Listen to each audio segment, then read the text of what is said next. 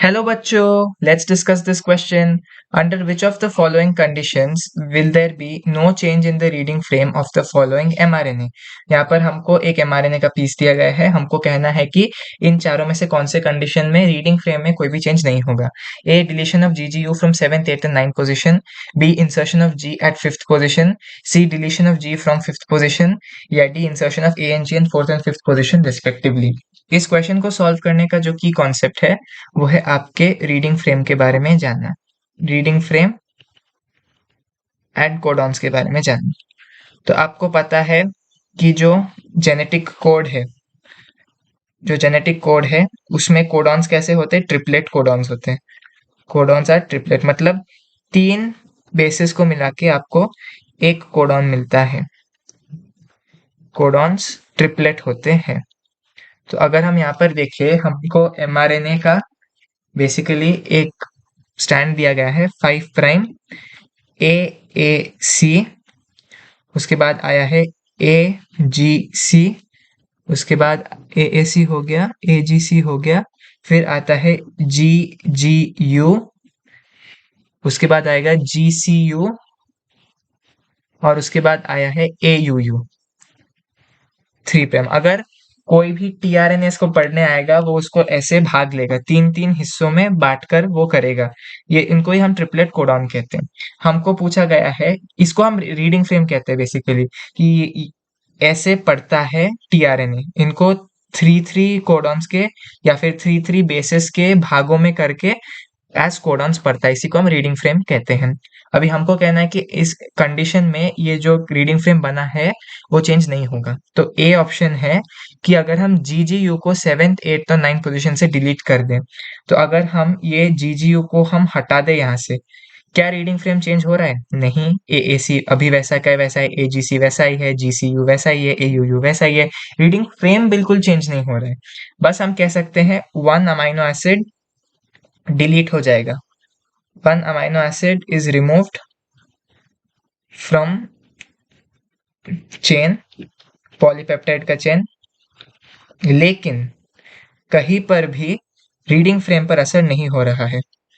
But no change in reading frame. Reading frame पहला जैसा था वैसा ही है अभी भी, क्लियरली आप देख पा रहे हो. लेकिन अगर हम नेक्स्ट 3 ऑप्शन देखें, बी ऑप्शन कह रहा है कि insertion of G at 5th position. तो 1 2 3 4 5, अगर हमने यहाँ पर जी डाल दिया तो यहाँ से पूरा का पूरा रीडिंग फ्रेम शिफ्ट होने लगेगा. कैसे शिफ्ट होने लगेगा यहाँ पर दिखाते हैं ऊपर. पहले कैसा था, AAC 1 है, AGC 1 है, GGU 1 है, जैसे कि आप नीचे भी देख सकते हो. लेकिन अभी हमसे कहा गया है कि हमने 5th पोजीशन पे एक और G ऐड कर दिया. तो 1 2 3 4 5, अभी G और C के बीच में एक और G आ गया. अभी रीडिंग फ्रेम कैसे हो गया?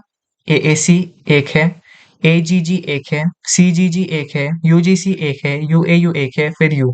तो रीडिंग फ्रेम क्लियरली चेंज हो गया है.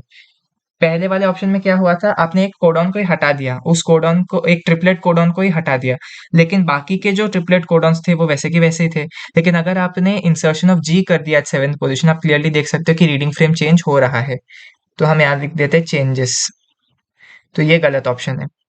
अगर आप सी ऑप्शन देखें कि आपने 5th पोजीशन से जी को हटा ही दिया, 5th पोजीशन से आपने जी को हटा दिया, तो 1 2 3 4 5 आपने जी को हटा दिया, यहाँ पर जी नहीं है.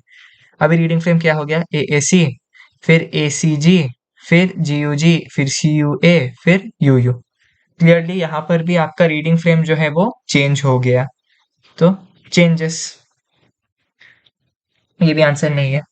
अभी कहा गया है कि आपने इंसर्ट कर दिया A and G at 4th and 5th position respectively. तो 1 2 3 4th पोजीशन में आपने एक और ए ऐड कर दिया और 5th पोजीशन में आपने एक और जी ऐड कर दिया. अब क्या होगा?